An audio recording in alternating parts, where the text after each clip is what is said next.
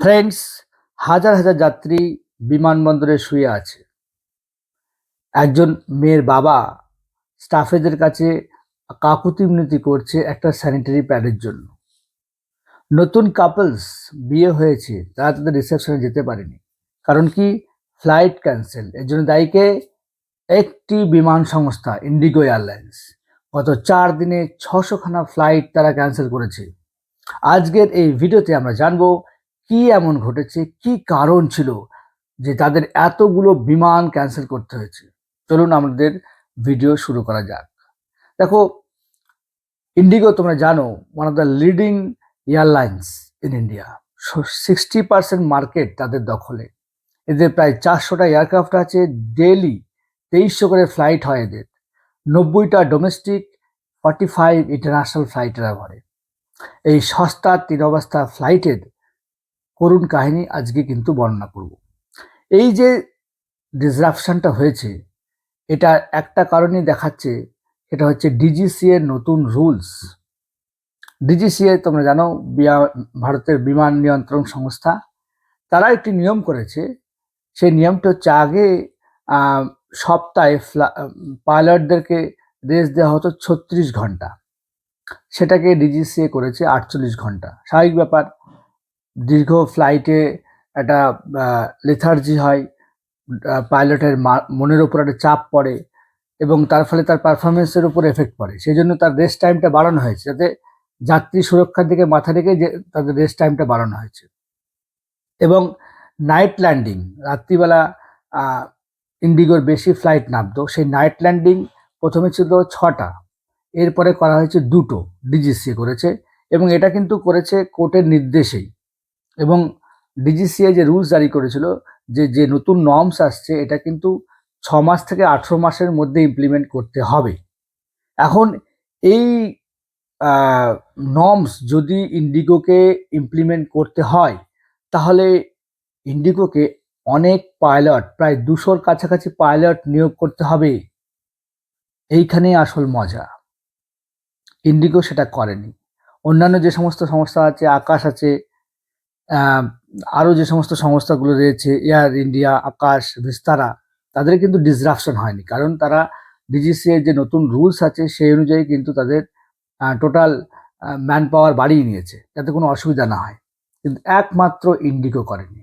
Indigo এটা বদমাইশি করে দেখাতে চেয়েছে যে আমরা 60% দখল করে রেখেছি, আমরা যা বলবো তাই শুনতে হবে। একটা ব্ল্যাকমেল টাইপে করলো, যে তোমাদেরকে দেখানোর জন্য যে দেখো, তোমরা যদি আমাদেরকে ডিস্টার্ব করো, তাহলে আমরাও কিন্তু ভারতের এই প্যাসেঞ্জার সার্ভিসটাকে ডিস্টার্বিং করব। এটা কিন্তু হয়েছে একমাত্র মনোপলি বিজনেসের জন্য। অর্থাৎ এটা কিন্তু দেখিয়ে দিচ্ছে যে মনোপলি বিজনেসের একটা রূপ, একটা চিত্র, একটা করাল রূপ, যে তারা কোম্পানিটা যা ভাববে, যা মনে করবে, তাদের যেটা ফাইন্যান্সিয়ালি ভায়াবল মনে হবে, সেটাই তারা করবে। যাত্রী সুরক্ষা তাদের কাছে কিচ্ছু না। সেজন্য ডিজিসিএ পরবর্তীকালে তাদের যে নোটিশ জারি করেছিল, সেটা উইথড্র করতে বাধ্য হয়। অর্থাৎ তোমরা বিষয়টা বুঝতে পেরেছ, ইন্ডিগো কোম্পানি তাদের কর্মী নিয়োগ করেনি, না করে তারা এমন একটা সিচুয়েশনের পরিস্থিতির সৃষ্টি করলো, যাতে গভর্নমেন্ট ভয় পেয়ে গেল। কারণ গভর্নমেন্টের তো নিয়ন্ত্রণে নেই এয়ারলাইন্স কোম্পানি। এখন ইন্ডিগো 60% দখল করে রেখেছে। সে যদি এইভাবে ফ্লাইট ক্যান্সেল করে এবং যাত্রী বিক্ষোভ শুরু হয়, তাহলে কিন্তু তার একটা রেশ গভর্নমেন্টের ঘাড়ে গিয়ে পড়ে এবং গভর্নমেন্ট তখন বাধ্য হবে সে যে কড়া নিয়মগুলো করছে সেগুলোকে উইথড্রল করতে। এটা কিন্তু সূক্ষ্ম একটা ষড়যন্ত্রই বলতে যাব। এবং এটার কিন্তু দায়ী মনোপলি বিজনেস, যে স্ট্রাকচার, এটাই কিন্তু একমাত্র দায়ী। আদারওয়াইজ কোনো কারণ নেই, হতে পারে না যে 700 থেকে 800খানা ফ্লাইট ক্যান্সেল করতে হবে।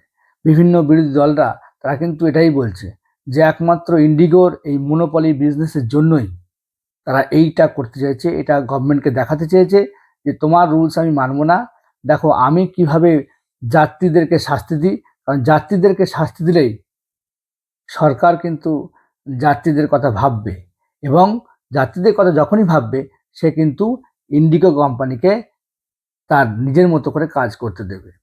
যেখানে সে পাইলটদের ঠিকমতো রেস্ট দেবে না, অল্প ম্যান পাওয়ার নিয়ে কাজ করবে এবং তার যে মুনাফাটা সেটাকে সে অর্জন করার চেষ্টা করবে, সেখানে যাত্রী সুরক্ষা কিন্তু বেশি প্রায়োরিটি পাবে না। এটা হচ্ছে আমাদের এখন যে এয়ারলাইন্স কোম্পানিগুলো রয়েছে তার মধ্যে ইন্ডিগোর এই যে স্ট্র্যাটেজি, এটা কিন্তু এক্স হ্যান্ডেলে পুরো এক্সপোজ হয়ে গেছে। দেখা যাক গভর্নমেন্ট কি অ্যাকশন নেয়।